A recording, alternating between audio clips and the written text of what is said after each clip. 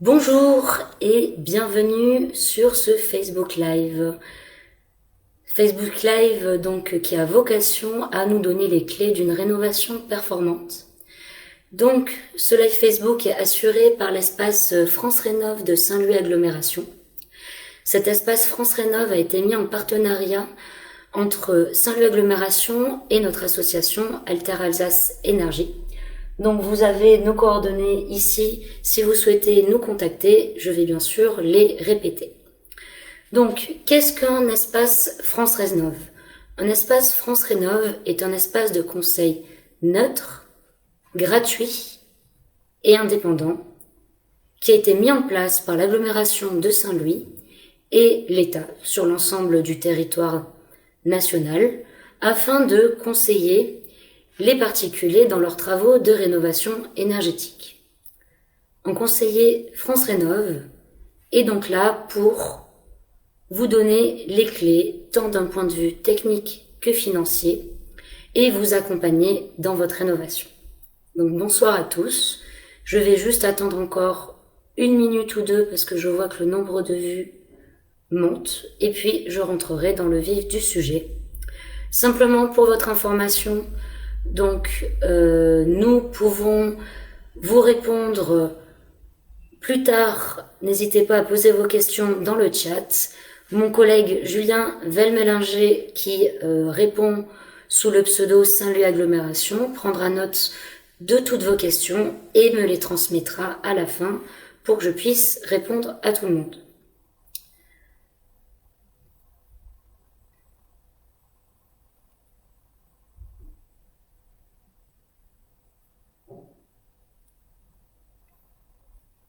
Donc je vais quand même vous donner nos coordonnées. Donc nous sommes l'association Alter Alsace Énergie. Nous assurons le service France Rénov sur l'agglomération de Saint-Louis. Nous répondons au téléphone au 03 89 50 06 20 ou bien par mail à l'adresse mail eie68@alteralsace.org. Vous trouverez le calendrier de nos permanences Info Énergie sur l'ensemble de l'agglomération de Saint-Louis. Nous tenons des permanences dans les différentes communes de l'agglomération les mercredis après-midi de chaque mois. Vous pourrez trouver ce calendrier sur le site de l'agglomération de Saint-Louis. Qu'est-ce qu'une rénovation performante et comment améliorer son confort tout en réduisant ses factures d'énergie? Moi, j'ai envie de prendre la question par un autre bout. On va suivre le parcours typique d'un ménage et surtout l'enquête de l'ONRE, l'Office national de la rénovation énergétique. Donc, félicitations. Vous êtes l'heureux acquéreur d'une maison. Cette maison a été construite dans les années 60 et comme la plupart des maisons en Alsace, elle est en briques. Vous décidez d'enclencher des travaux de rénovation énergétique. Donc, on s'est rendu compte, via l'enquête de l'ONRE, que le premier poste de travaux que réalisent les particuliers sont le changement des huisseries, des fenêtres. Donc vous changez vos fenêtres, effectivement, les anciennes fenêtres étaient fuyardes, vous aviez un véritable sentiment d'inconfort. Vous changez vos fenêtres. Vous décidez ensuite de de remplacer votre chaudière fuel qui a déjà plus de 30 ans et par conviction écologique également. C'est le deuxième poste de travaux réalisé par les particuliers. Donc vous changez votre système de chauffage, chaudière à pellet, gaz, condensation, pompe à chaleur, bon, ça, on y reviendra. Vous changez donc votre système de chauffage. Cependant, vous vous rendez compte que vous avez toujours froid, parce que vous sentez le froid provenir de la toiture et l'air chaud être aspiré par votre grenier. Coup de chance, un opérateur vous contacte pour vous proposer une isolation à 1 euro. Après tout, à 1 euro, allons-y. Donc cet opérateur vient isoler le plancher de vos combles pour 1 euro. Cependant, pour un seul euro symbolique, cet opérateur n'a pas le temps de réaliser l'étanchéité à l'air nécessaire pour assurer la pérennité du complexe isolant. Vous avez en l'occurrence un plancher en bois n'étant ni étanche à l'air ni étanche à la diffusion de l'humidité. L'humidité et l'air va traverser votre plancher, va venir se nicher dans votre isolant, condenser dans l'isolant et va donc endommager beaucoup plus rapidement que prévu l'isolation qui sera à changer beaucoup plus tôt que prévu. Mais ça, vous ne le savez pas encore. Donc vous avez changé vos fenêtres, vous avez changé votre système de chauffage, vous avez isolé les rampants de vos combles. Ce sont les 3 travaux faits prioritairement par les particuliers. Cependant, au bout de quelques semaines, vous vous rendez compte qu'il y a des moisissures qui commencent à apparaître autour des menuiseries, dans les angles des pièces. En réalité, à travers les travaux que vous avez menés, notamment le changement des huisseries fuyardes par des nouveaux vitrages bien plus performants et bien plus étanches, vous avez étanchéifié votre maison et donc le renouvellement d'air est insuffisant, créant de la condensation au niveau des faiblesses thermiques. Alors là, vous êtes conseillé par votre service France Rénov ou par un artisan et vous décidez finalement de mettre en place une VMC double flux et d'isoler les murs de votre habitation afin de couper les ponts thermiques. Vous avez donc désormais une maison isolée de façon performante selon les critères BBC, parce que vous en avez aussi profité pour isoler votre plancher bas afin que l'ensemble de l'enveloppe soit performante. Cependant, votre chaudière qui avait été installée au tout début, lorsque la maison n'était pas du tout isolée, avait une puissance très élevée de 20 kW, imaginons. Et cette chaudière est donc désormais surpuissante, ce qui va engendrer des cycles d'arrêt-marche fréquents, engendrant une usure prématurée de la chaudière, voire même une surchauffe. Nous avons donc vu quels sont les écueils à éviter. On va donc voir maintenant qu'est-ce qu'une rénovation performante.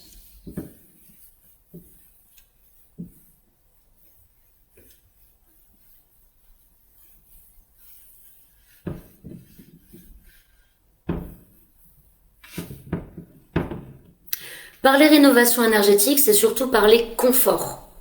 Car avant tout, faire une rénovation énergétique, c'est à la fois réduire ses consommations d'énergie, tout en améliorant son confort. Votre consommation d'énergie dépend directement de l'état de l'enveloppe de votre maison. Une maison qui n'est pas isolée, on peut voir ça comme une baignoire qui fuit. Puisque votre maison fuit, la chaudière doit constamment ouvrir le robinet pour augmenter le niveau de chaleur. Tandis qu'une maison isolée est une maison qui ne fuit plus et donc on ouvre une fois le robinet, la maison garde bien les calories et on fait de réelles économies. Comment faire une rénovation performante et surtout avoir une vision globale? Si nous devons résumer les déperditions thermiques d'une habitation, elle serait résumée de cette manière. Pour une maison standard, disons des années 60, donc non isolée, nous avons en moyenne 25 à 30% des déperditions par la toiture. Le second poste de déperdition, ce sont les murs, 20 à 25%. Vient ensuite dans ces maisons anciennes les pertes de chaleur par renouvellement d'air non contrôlé. Donc le renouvellement d'air non contrôlé, ce sont toutes les fuites d'air qui se situent notamment aux interfaces entre les menuiseries et le mur, ou alors si vous avez une prise donnant directement vers l'extérieur. Tout ceci engendre des pertes de chaleur qui peuvent monter jusqu'à 20% dans les maisons anciennes. À savoir que le renouvellement d'air n'a été vraiment pris en compte qu'au début des années 2000 en France et n'a vraiment été mis en œuvre dans la réglementation thermique en termes d'étanchéité à l'air qu'à partir de la RT 2012. Donc ensuite, nous avons les fenêtres qui constituent entre 10 et 15% des déperditions. Vient ensuite le plancher bas entre 7 et 10%. Et enfin, les ponts thermiques qui sont environ de 5 à 10%. Donc, comme déjà évoqué, la rénovation énergétique et donc la réduction de vos consommations de chauffage passe en premier lieu par l'isolation de votre enveloppe. Il faut donc en premier lieu s'attacher à isoler les parties les plus déperditives de l'enveloppe. Donc en premier lieu, ce seraient les combles, qu'il s'agisse de la toiture ou du plancher, des combles perdus, puisque l'essentiel étant d'isoler au plus proche du volume chauffé. Pour avoir des aides financières et avoir une performance convenable d'isolation, nous reviendrons plus tard sur les aides financières, vous devez respecter des résistances thermiques minimales. Au niveau de la toiture, la résistance thermique doit être supérieure ou égale à 6. Au niveau des combles perdus, elle doit être de 7. Vous isolez vos murs par l'intérieur ou par l'extérieur. La résistance doit être donc de 3,7 à minima. La grande différence entre une isolation intérieure ou extérieure, mis à part le gain de place à l'intérieur lorsqu'on fait une isolation extérieure, va être la gestion des ponts thermiques. Si vous réalisez une isolation intérieure, vous allez forcément augmenter les ponts thermiques situés sur les dalles intermédiaires, puisque votre isolation sera interrompue à chaque étage, à moins de scier le plancher. Si vous y réalisez une isolation extérieure, vous allez pouvoir couper les ponts thermiques de vos dalles intermédiaires et couper également, très important, le pont thermique de la dalle du rez-de-chaussée, donc descendre de 40 à 60 cm pour couper ce pont thermique, et donc réduire vos ponts thermiques à quasiment néant. Vous avez isolé votre toiture, vous avez isolé vos murs. Il ne faut pas oublier d'isoler le plancher bas afin d'améliorer également le confort et de couper la sensation de pied froid. La résistance doit être minimale de 3. Vous avez donc isolé l'ensemble de votre paroi opaque. Maintenant, vous vous attaquez aux menuiseries. Et vous avez bien pris soin de réfléchir lors de l'isolation de vos murs à assurer une correcte jonction entre la menuiserie, le dormant de la menuiserie et l'isolation des murs. Pour avoir une isolation performante, il faut que l'isolant vienne recouvrir une partie du dormant de la menuiserie. Une fenêtre performante, c'est une fenêtre dont le UW est inférieur ou égal à 1,3. Vous avez donc assuré une continuité d'isolation sur l'ensemble de vos parois. Vous avez assuré la continuité d'isolation des murs jusqu'au rampant ou des murs jusqu'au comble. Vous avez assuré une continuité d'isolation entre le plancher bas et les murs grâce à la rupture du pont thermique qui descend en dessous du niveau de la dalle du rez-de-chaussée. Vous avez assuré une continuité d'isolation entre vos murs et vos menuiseries en venant recouvrir le dormant de vos menuiseries. Et enfin, vous avez assuré une étanchéité à l'air de votre complexe isolant et de votre habitation, soit en mettant en œuvre des matériaux avec une membrane par vapeur ou frein de vapeur, soit à l'extérieur grâce à vos enduits. Donc, vous avez assuré une étanchéité à l'air. Il faut donc améliorer le renouvellement d'air de votre maison, puisqu'auparavant, ce renouvellement d'air était issu de pertes de chaleur et de renouvellement parasites dus à des défauts d'étanchéité. Désormais, votre maison est étanche. Vous allez donc installer une VMC. VMC qui peut être simple flux autoréglable, simple flux hydro-réglable ou bien double flux. Vous avez donc réduit de 75% les déperditions de votre maison. Vous avez assuré un renouvellement d'air via la VMC.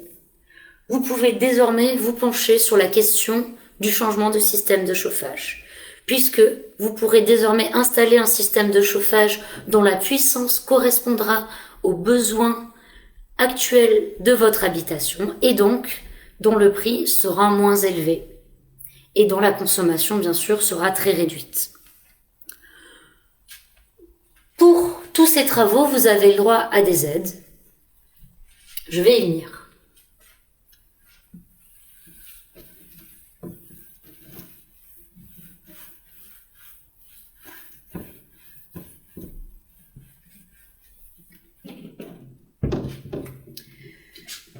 Vous avez le droit tout d'abord à l'aide de l'État qui s'appelle MaPrimeRénov', dont beaucoup ont entendu parler. Donc MaPrimeRénov' est ouverte à tous les particuliers, qu'ils soient propriétaires occupants, propriétaires bailleurs, et pour tous les niveaux de revenus, c'est-à-dire que vous ayez des revenus élevés ou moins élevés, vous avez le droit, le montant dépend simplement du revenu, nous vous indiquerons les montants. Vous avez également le droit aux certificats d'économie d'énergie, qui sont un dispositif mis en place par l'État, qui repose sur un principe pollueur-payeur.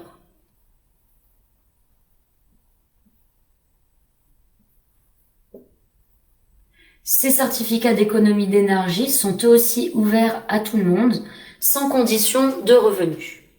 Enfin, vous avez le droit à l'éco-prêt à taux zéro pour financer vos travaux. Et vous avez également droit à des aides locales selon la commune dans laquelle vous résidez. Pour ces aides, vous avez plusieurs options.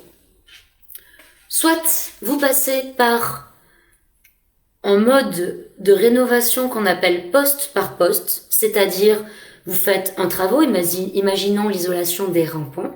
Dans ce cas-là, vous allez demander le montant MaPrimeRénov' inhérent à votre revenu, plus le montant des certificats d'économie d'énergie inhérents à vos revenus. Vous allez financer ces travaux par l'éco-PTZ et éventuellement vous allez obtenir une aide locale. Vous avez le droit donc de demander une aide pour chaque poste de travaux, sachant que vous pouvez cumuler MaPrimeRénov' pour une enveloppe de travaux de 20 000 € sur 5 ans.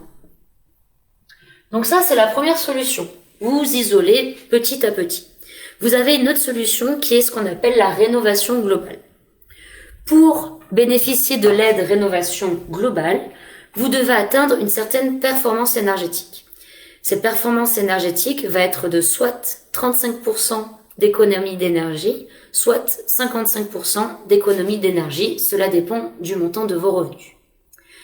Ce gain énergétique doit être prouvé et étudié par un audit énergétique qui doit être réalisé par un bureau d'études RGE. Et donc, je conclurai là-dessus Pour obtenir l'ensemble de ces aides, vous devez faire appel à un artisan RGE, donc qui a passé une habilitation reconnue par l'État et qui va bien sûr mettre en œuvre les matériaux tels qu'attendus et dans les performances thermiques nécessaires. Ma présentation est donc terminée.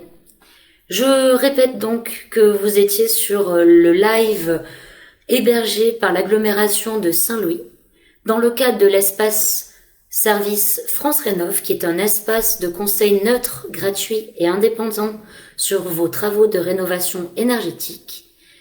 Cet espace France Rénov est mis en place au sein de l'agglomération de Saint-Louis en partenariat avec l'association Alter Alsace Énergie.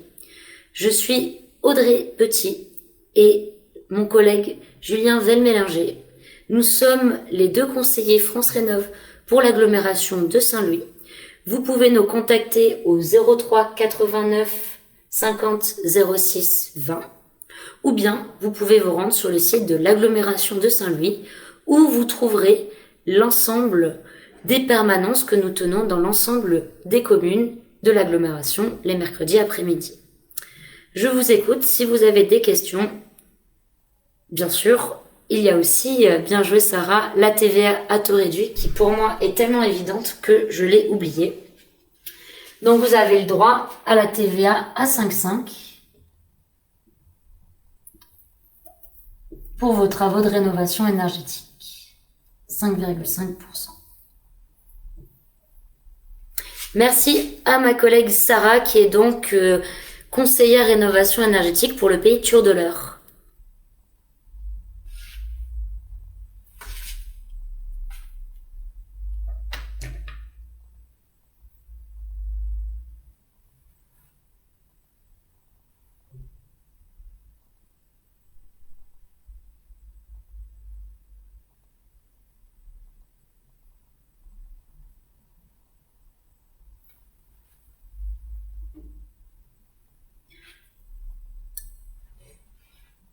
Je profite peut-être de ces derniers instants pour aussi vous récapituler les prochaines actions que nous allons mener sur le territoire de l'agglomération. Donc nous menons demain soir une balade thermique à Leimen. Le but est de faire un petit tour des habitations proches de la mairie munies de notre caméra thermique afin de percevoir les déperditions des bâtiments. Nous mènerons de nouveaux Facebook Live au cours de l'année. Donc notamment en avril, fin avril, sur les ENR dans le chauffage et les systèmes d'eau chaude sanitaire. En juillet, un webinaire qui sera consacré au confort d'été. Et en octobre, un webinaire sur les matériaux naturels dans l'isolation. Donc si vous avez des questions concernant vos travaux de rénovation énergétique, vos systèmes de chauffage ou d'eau chaude sanitaire ou de mise en place d'énergie renouvelable, vous pouvez nous contacter. Alors, pour les rendez-vous sur place, nous assurons d'abord un rendez-vous en mairie.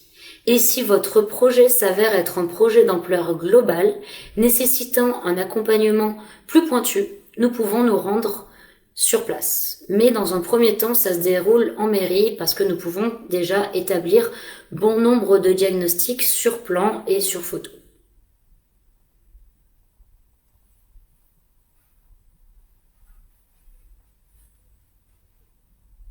Alors, qu'est-ce que la prime locale? Bonne question. Donc, il y a plusieurs primes. Je vais tout d'abord parler de la prime de l'agglomération.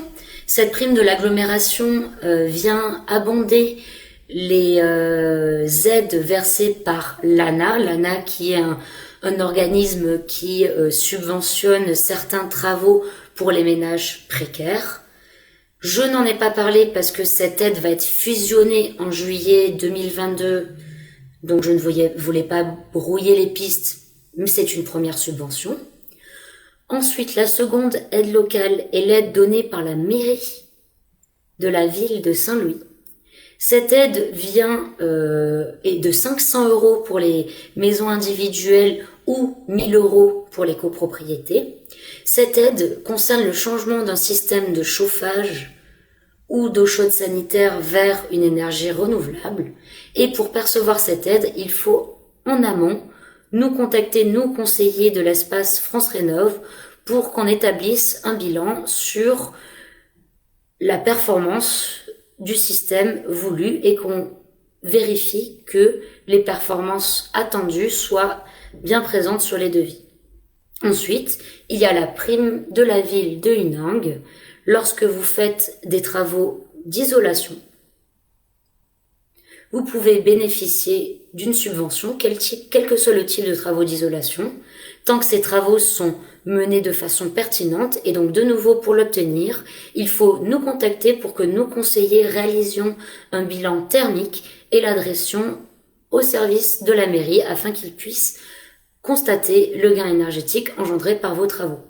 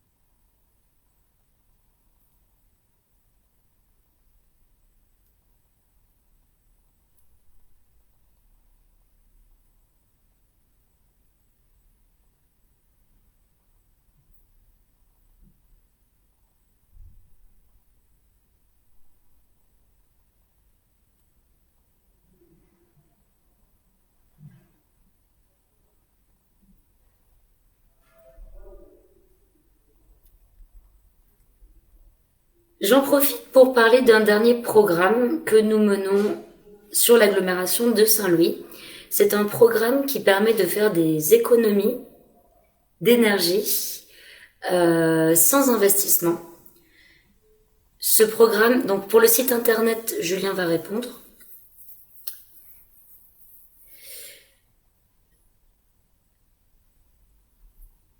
Non, il n'y a pas d'aide locale sur Village Neuf.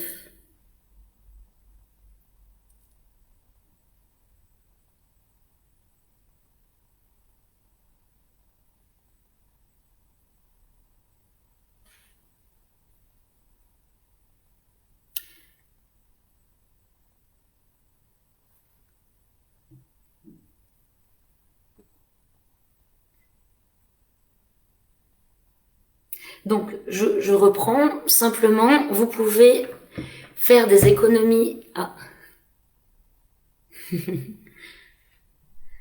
Alors, les clichés thermographiques. Non, Bartenheim, pas d'aide locale non plus. Alors, j'ai cité toutes les aides locales qui existent sur l'agglomération.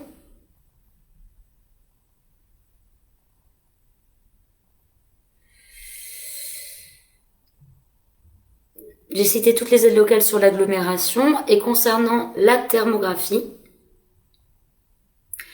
effectivement, de façon générale, la partie la plus chaude va être représentée par des traits lumineux plutôt orangés, rouges. Alors attention, parce que je parle pour nos thermographies de la manière dont nous calibrons notre appareil, sachant que nous pouvons représenter le spectre des couleurs de bien de façons différentes et que cela dépend de chaque appareil et de chaque acteur qui peut choisir d'instrumentaliser différemment son appareil. Donc, si vous avez des clichés et que vous souhaitez une interprétation, n'hésitez pas à nous contacter. Je vous envoie le site pour nous adresser les demandes ainsi que les permanences Info Énergie.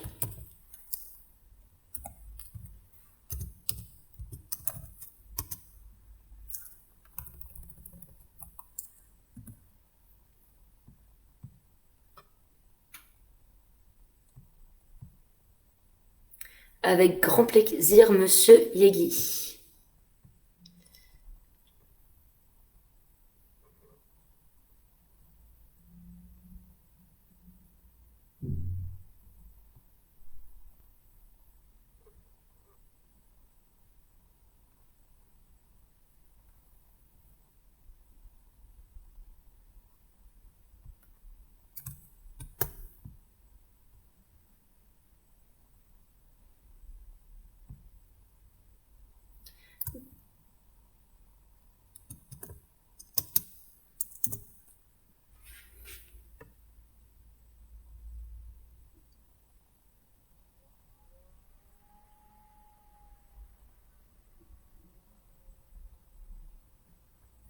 Et donc, effectivement, si vous avez des clichés thermiques et que vous ne savez plus les interpréter, en même temps, c'est pas votre métier, donc c'est compréhensible, n'hésitez pas à nous contacter.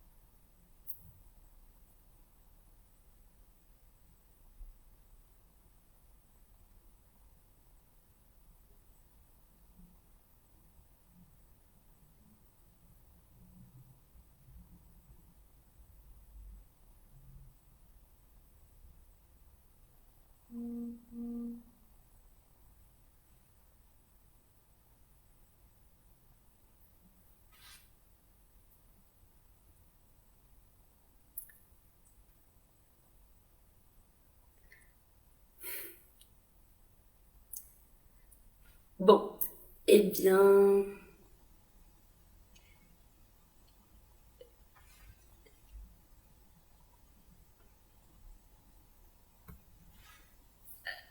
euh, donc oui, l'isolation, d'accord.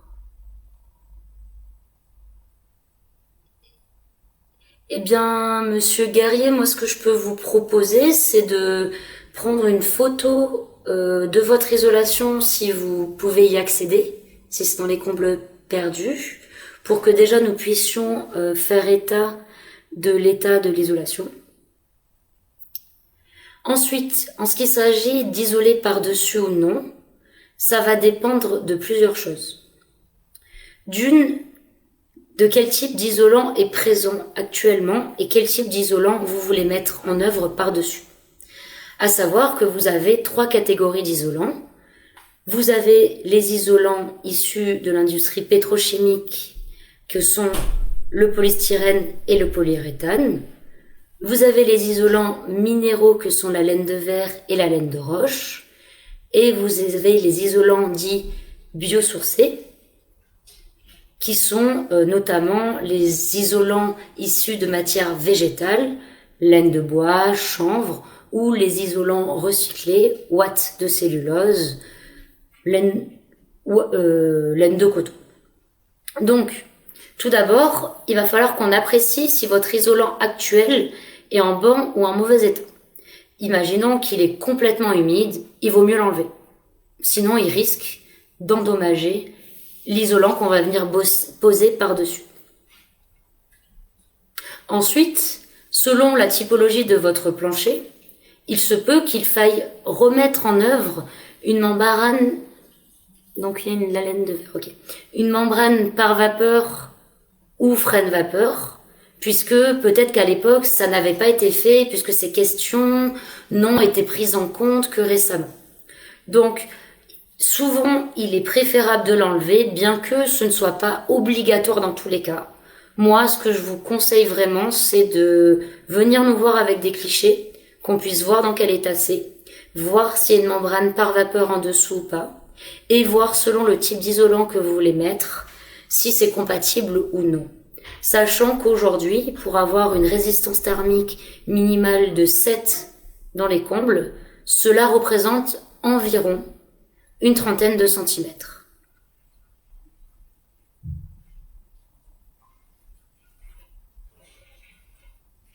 Donc c'était une question somme toute habituelle. J'espère que la réponse était assez précise, mais nous devons quand même voir et en discuter ensemble pour avoir des éléments plus concrets.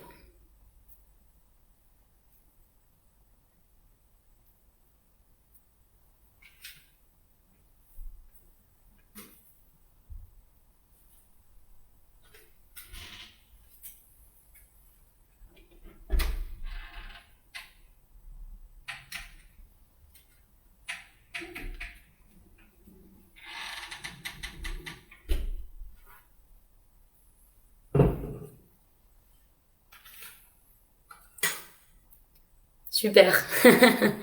Avec les clichés, parfait.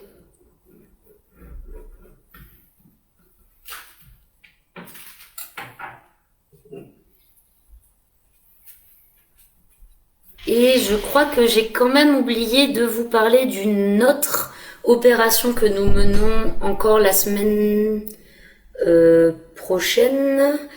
Ce sera à Camps, une balade thermique de nouveau. Donc le jeudi 3 mars.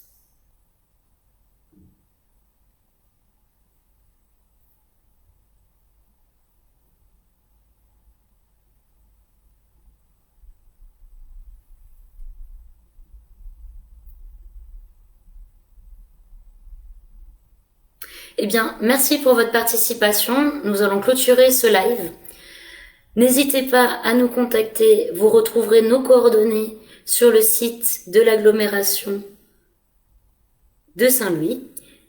Et nous vous rappelons les prochaines dates. Donc on se retrouve le 26 avril pour parler énergie renouvelable sur les systèmes de chauffage et d'eau chaude sanitaire. Le 12 juillet pour parler confort d'été. Et le 11 octobre pour parler matériaux naturels d'isolation.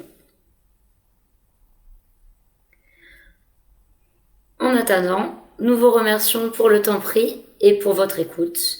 Et n'hésitez pas à nous recontacter. À bientôt!